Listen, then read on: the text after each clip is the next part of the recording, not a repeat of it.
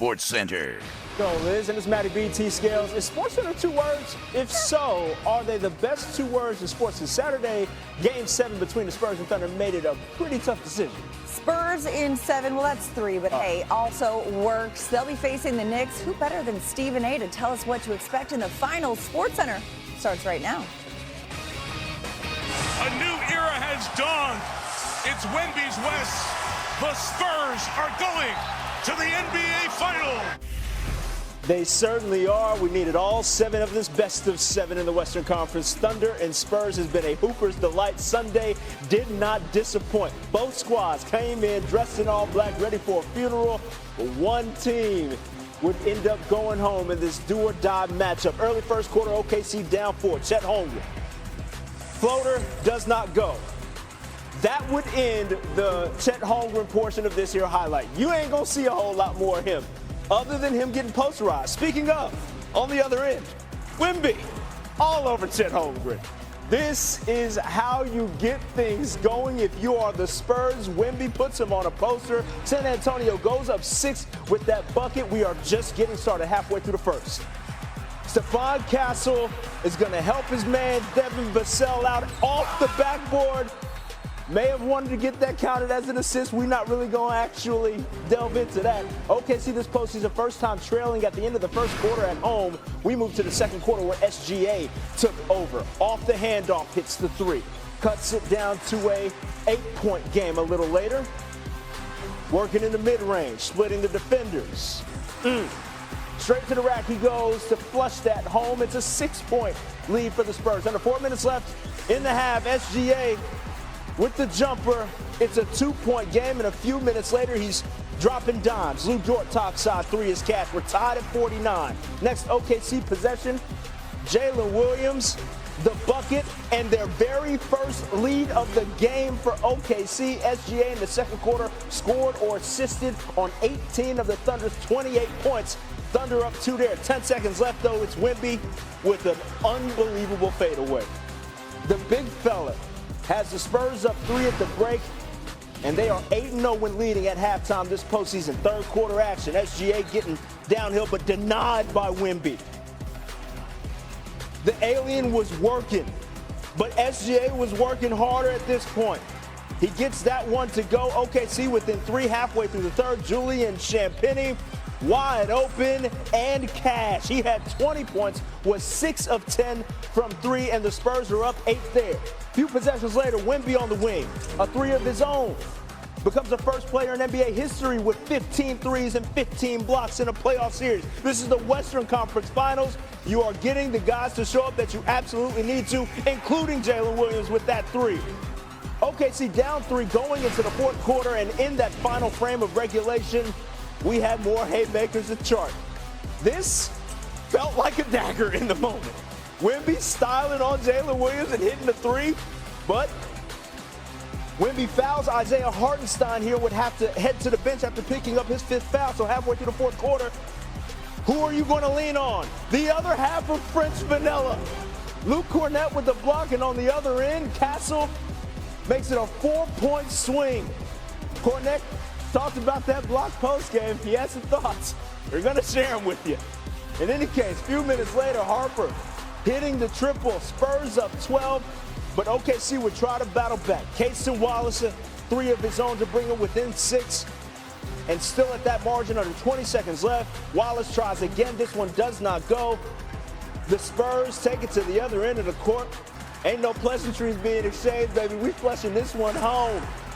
The emotions start to pour out for all of the Spurs, especially that man, Wemby. They win 111-103 and will take on the Knicks in the finals. So let's hear from the alien. Winning the Larry O'Brien, it's a childhood dream. And that brother is toting with this winning. It feels like it might be a wrap for the rest of y'all. In any case, the Spurs, 4th team to beat a 1 seed on the road in games 1 and 7 of the conference finals. 2018 Warriors over Houston did it as well as the 2005 Pistons over Miami, plus the 2002 Lakers over the Kings. A good omen for Spurs fans. The West teams, LA and Golden State, went on to win the title. Let's hear from the previous title winners, the Thunder. feel like we were able to, get to a lot of really good spots. We moved the ball well and, found guys with advantages. We just weren't able to convert enough of them into points. They were just a better team tonight, from start to finish. And then every time we tried to, cut into it and take control of the game, it felt like they had an answer. And a lot of times it felt like it was, tough shot making. So hats off to them. They have the makeup, for sure. You don't beat us without the makeup, and they beat us, so they have the makeup to go get one. We just had to take it one day at a time from here on out. Try to get better this summer and be a better team than we were this season than last season. And try to get back over the hump. This here loss ends a handful of Thunder postseason streaks. It's their first time losing consecutive games in over 2 full calendar years, and the first Game 7 home loss in Thunder history. For the 8th consecutive season, we will have a different champion, extending the longest streak in NBA history. We now welcome in Stephen A. Smith. Stephen A., the Spurs win Game 7, advancing to their first NBA Finals since 2014. What did you see from this team down the stretch? A lot of poise, a lot of courage, big-time shots from shot makers that you wouldn't expect to operate in the Game 7, considering their youth.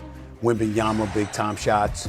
De'Aaron Fox, a big-time shot. Champagnie coming off the bench to give you 20 actually started. I mean, you just look at what they was doing here. He's at 20 points. He showed up and delivered. Dylan Harper showed up and delivered. It was just a collective effort. 7 players scoring in double figures for the San Antonio Spurs. They didn't sit around and play the role of spectator as Victor Wembanyama did his thing. No, they knew he would need help, and they stepped up and they delivered in the Game 7. It helped that Jalen Williams and obviously A.J. Mitchell wasn't available for the Oklahoma City Thunder. But in the end, in a Game 7 on the road, considering the youth that exists on this San Antonio Spurs team, you got to give them a boatload of credit for doing what they did tonight. They really, really looked good. They stepped up and they showed that they were made for the moment. And you got to give them their props. It was really impressive. For the Thunder, their depth got tested, and unfortunately they fall on the losing side of this here equation. Their chance at repeating ends in the conference finals for them. So what was different about this year's postseason run for OKC? Well, the fact of the matter is you didn't have Jalen Williams, J-Dub, the backcourt mate of Shai Gilgeous-Alexander for pretty much all of these playoffs. He really only played in about 3 games. He wasn't really, I'm talking about this entire postseason. He wasn't that effective. Shai Gilgeous shows up, he gives you 35, and he has virtually no help. Alex Caruso only hit 3 or 14 shots, and Chet Holmgren was such a no-show that they sent an APB out for him during the game. I wouldn't be surprised if that happened. It was an awful no-show on his part to just attempt about a couple of shots for the game, knowing that Victor Wembanyama, a nemesis on a prep level for this man, was out there doing his thing.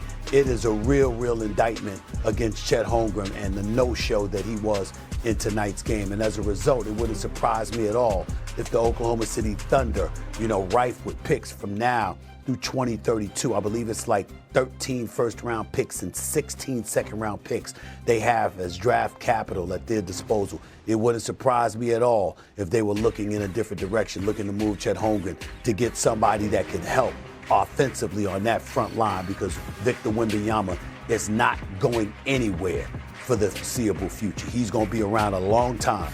And if you want to capture another championship in Oklahoma City, you got to deal with that man. I don't know if there's any amount of help that's going to save you from a brother that's 7'4", hitting crossovers and step-back threes in the midst of a Game 7.